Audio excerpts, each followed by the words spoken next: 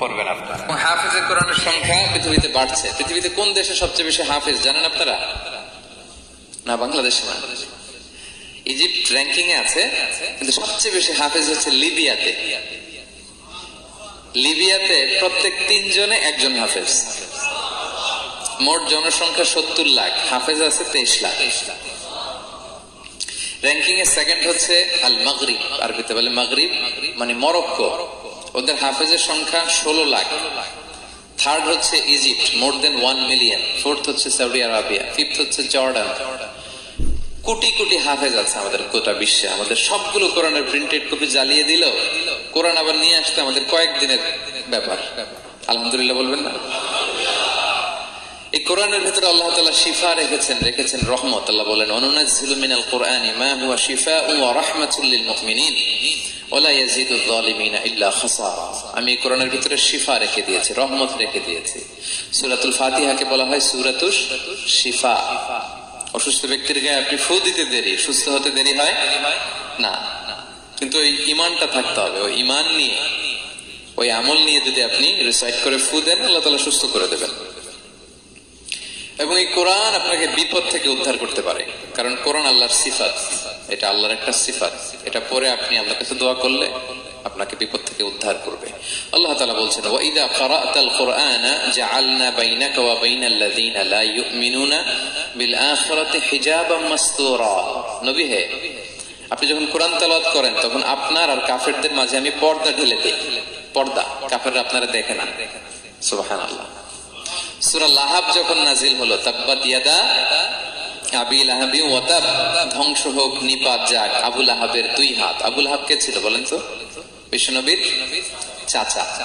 তো আয়াত যখন নাজিল হলো, চাচার বদনাম যখন আয়াতে আসলো, চাচি উম্মে জামিল খুব রেগে গেল। সে যখন নমুসলিমদের কাছে শুনতে আরম্ভ করলো, কি আমার স্বামীর ব্যাপারে কটূক্তি, আজকে মুহাম্মদের খবর আছে। আতাইনা ওয়া আবাইনা ওয়া আমরাহু কালাইনা, আজকে মুহাম্মদের একদিন আর আমার একদিন, একটা স্পর্শ করে ছাড়বো। রেগে মেগে, খুব জাত্রের মহিলা ছিলেন, আসতেছে। তো বিষ্ণু ইসলাম কাবা ঘরের পাশে আবু বকর রাদিয়াল্লাহু তাআলা আনহুকে নিয়ে বসা। তো আবু বকর রাদিয়াল্লাহু তাআলা আনহু এই দৃশ্য দেখে বললেন, ইয়া রাসূলুল্লাহ, আপনি এখান থেকে চলে যান, উম্মে জামিল এসে আক্রমণ করবে আপনার উপর। আল্লাহ রাসূল বললেন, আবু বকর তুমি ভয় পেও না, আমি জাস্ট একটু কোরআন তেলাওয়াত করবো, এরপরে কি হয় দেখ। বিষ্ণু ইসলাম কোরআন তেলাওয়াত করতে লাগলেন। আর রেগে মেগে আগুন হয়ে উম্মে জামিল আসছে, এসে আবু বকরকে বলতেছে, এই আবু বকর, তোমার বন্ধু মুহাম্মদ কোথায় বলো। পাশেই কিন্তু বিশ্বনবী বসা, কিন্তু সে চোখে দেখে না। সুবহানাল্লাহ ওয়া বিহামদিহি। জাআলনা বাইনাকা ওয়া বাইনাল্লাযীনা লা ইউমিনুনা বিল আখিরাতি হিজাবাম মাসতুরা। নবী, আপনি যখন কোরআন পড়েন, কাফেরদের আর আপনার মাঝে আমি কি এঁটে দেই? পর্দা এঁটে দেই, ওরা দেখে না। আপনি বিপদে পড়ছেন, আপনি কোরআন পড়েন, আপনার শত্রু আপনাকে দেখবে না। হিজরতের রাতে বিষ্ণু ইসলাম আবু বকর রাদিয়াল্লাহু তাআলা আনহুকে নিয়ে গারে সাউরে আশ্রয় নিলেন। মক্কার কুরাইশরা খুঁজতে আবু বকর রাদিয়াল্লাহু তাআলা তো ভয়ে তটস্থ, যে কি না কি হয়ে যায়। আবু বকর রাদিয়াল্লাহু তাআলা আনহু বললেন যে আমি অবাক, আমার পাশ দিয়ে হেঁটে যায় ওরা, কিন্তু আমাদেরকে দেখে না। ইমাম আল কুরতুবী, তিনি মনসুর দুর্গে বন্দী ছিলেন, জালিমের বন্দিশালায়। উনি জেলখানা ভেঙে পালাতে লাগলেন। পালাতে সৈনিকরা টের পেয়ে গেল, খুঁজতেছে ওনাকে। খুঁজতে ধরার জন্য উনি এক পাহাড়ের চিপায় যে আশ্রয় নিলেন আর সূরা ইয়াসিন তেলাওয়াত করতে লাগলেন। তো ওরা খুঁজতে পায় না, কিন্তু উনি পাশেই, চোখে দেখে না। তো উনি বললেন যে হঠাৎ এক সৈনিক, সে ইউরিন পাস করতে লাগলো দাঁড়িয়ে, মানে প্রস্রাব করতে লাগলো। তার প্রস্রাবের ছিটে ফোঁটা আমার গায়েও লাগতেছে, কিন্তু সে আমার দেখে না। সুবহানাল্লাহ পড়বেন না? জাআলনা বাইনাকা ওয়া বাইনাল্লাযীনা লা ইউমিনুনা বিল আখিরাতি হিজাবাম মাসতুরা। নবী হে, যখন কোরআন পড়বেন, আপনার কাফেরের মাঝে আমি কি এঁটে দেই? পর্দা এঁটে দেই। আমি নিজেও এটার অনেক প্রমাণ পেয়েছি। আমি বাংলাদেশের একটা জেলা, চাঁদপুরের এদিকে একটা এলাকায় আমার একটা তাফসীর প্রোগ্রাম ছিল। তো একটা সময় আমি খুব প্রত্যন্ত অঞ্চলে যেতাম, রিমোট এরিয়ায়, বিল আর বিল একটা গ্রাম। দাওয়াত করছে তো আমি চলে যেতাম, কোরআনের কথা আমার পৌঁছাইতে হবে সব জায়গায়।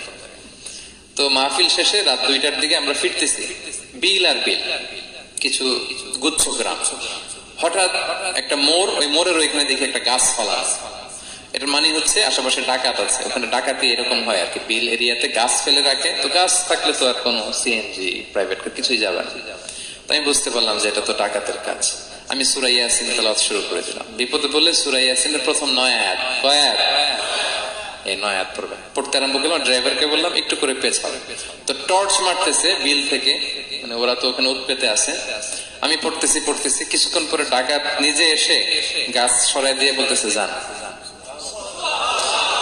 মানে ও কি করবে ও নিজেও বুঝতেছে, ও যে কি করবে, ও কি করতে হবে ওটা মানে বুদ্ধি জ্ঞান সে হারাই ফেলেছে। সে শুধু গাছটা সরালো, বলতেছে যান যান, এই চলে গেলাম।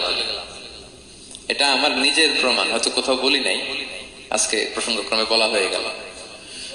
তো এরকম বিপদে পড়লে সূরা ইয়াসিনের প্রথম কয় আয়াত পড়বেন আপনারা। জাআলনা বাইনাকা ওয়া বাইনাল্লাযীনা লা ইউমিনুনা বিল আখিরাতি হিজাবাম মাসতুরা। আপনার আর আপনার শত্রুদের মাঝে কি হয়ে যাবে? পর্দা পড়ে যাবে, দেখবেই না আপনাকে।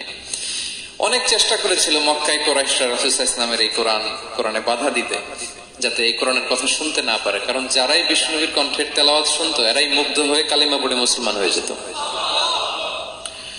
তারা ডিস্টার্ব করতো কোরআনের মাহফিলে। وقال الذين كفروا لا تسمعوا لهذا القرآن والغوا فيه لعلكم تغلبون। তারা বলতো যে মুহাম্মদের কণ্ঠের কোরআন তোমরা শুনবে না, বরং ডিস্টার্ব করবে। কি করবে? তো আবু জাহেল যখন ঘোষণা দিল তখন বিষ্ণুনবী তেলাওয়াত করলে ওরা শীষ দিত, হুইসেল বাজাতো, মুকাআও ওয়া তাসদিয়া, হুইসেল বাজাতো আর হাততালি দিত এরকম।